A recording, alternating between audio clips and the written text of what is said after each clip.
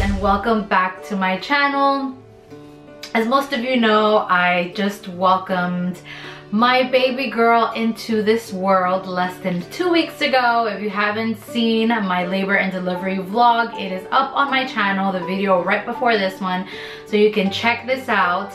This one, as the title says, will be my labor and delivery story.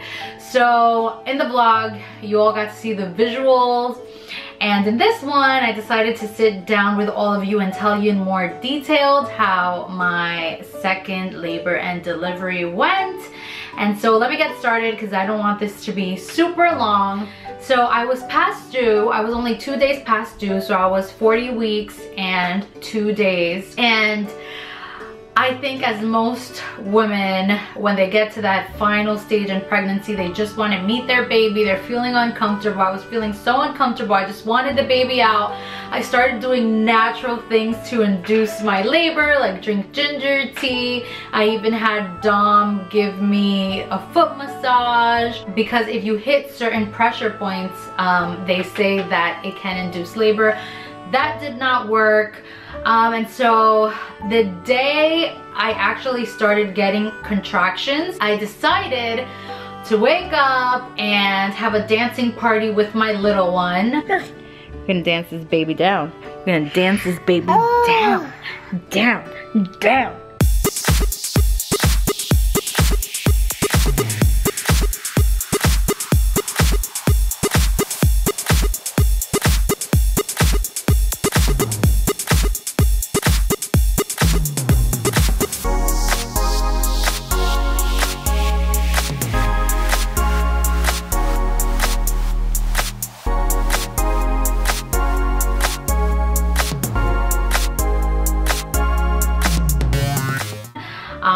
So, you know, if you get the body going with whether it's walking or dancing, I heard, you know, it helps the baby get a little bit lower. And so that morning, I was having a dancing party with my little one.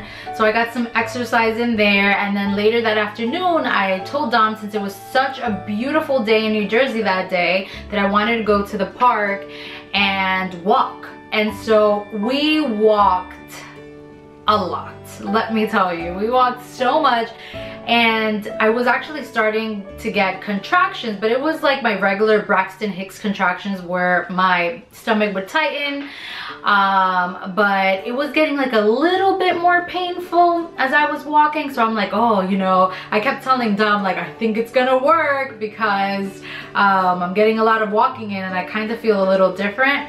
And so I got home, I'd say about 8 p.m. and when I got home, I felt like it was more painful, the contractions, and they were coming more consistently. And so I told Dom, I was like, oh, for those of you who do not know, but most of you do, Dom is my husband. So I told Dom, Dom, this is like, it's one right behind the other. It feels different, like, I don't know.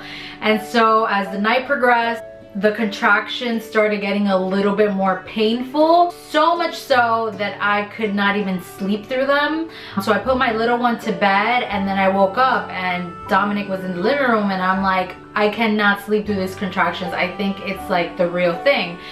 And I told him I'm just gonna stay in the couch, so he went to the bedroom. So I stayed in the couch, and it was like about, I'd say 2 in the morning, and I'm laying on the couch and I'm like, these contractions are painful. Like, I need to wake up Dom, and he needs to take the baby to my mother's house just in case this is the real thing. So with my first pregnancy, it was different. I didn't have any pain. My water broke, but with this one I started getting contractions and my water hadn't broken yet. And if you guys haven't seen my first labor and delivery story, go ahead and check that out. I will link it so you guys can see how different it was with this one. And anyway, so I went into the bedroom, I woke up Dom, and I'm like, Dom, please take the baby to my mom's house, because my mother was the one who was going to babysit for us while I was at the hospital. And I said, please take this baby to my mom's house, because I think this is the real thing. Like, it hurts really bad. Like, I cannot sleep through them. And so we were getting everything ready. Dom was like dumping things in a bag in case we had to stay at the hospital because he was gonna stay with me. I went to grab my hospital bag, and then they started just getting worse and worse. Literally, where I would have to stop and just like go like this and not move because it was horrible. It was horrible. Like, and I will say it again, whoever said that contractions feel like menstrual cramps, are you out of your mind? They do not feel, and I get really bad menstrual cramps and they are way worse than that, literally where you cannot walk and talk through them.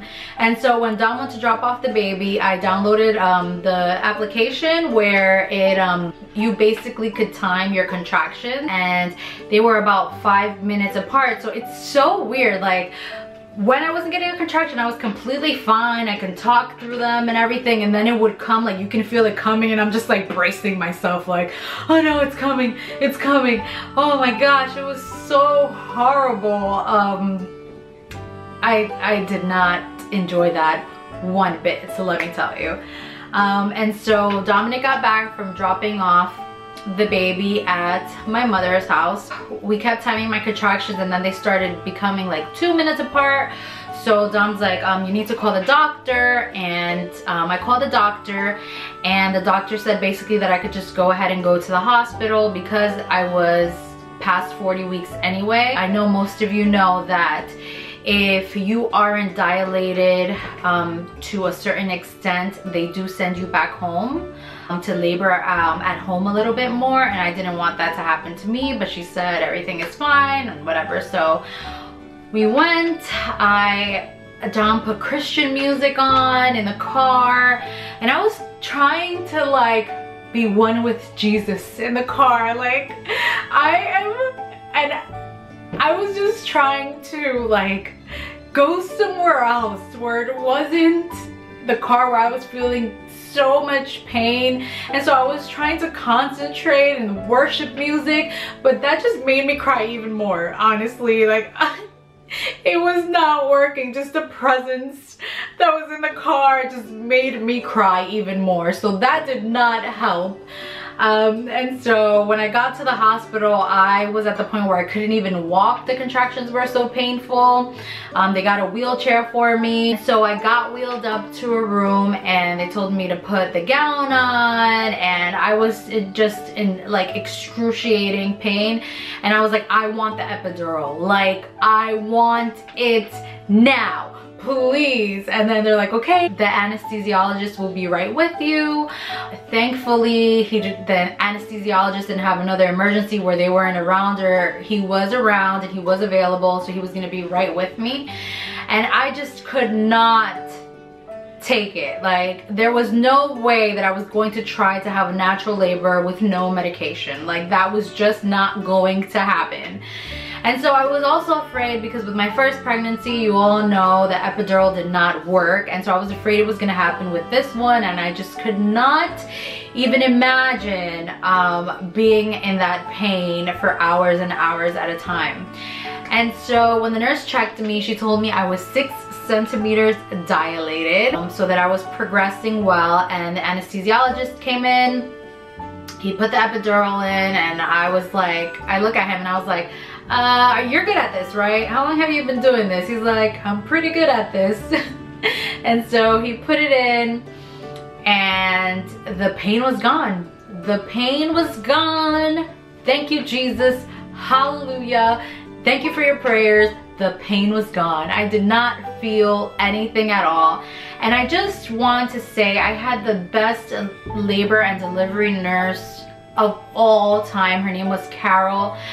I don't think she will ever see this video, but if she does, Carol, you are absolutely amazing. She made me feel so great. She was always on top of everything. She was always asking me how I was feeling. I mean, she was a tremendous nurse, and she did such a great job.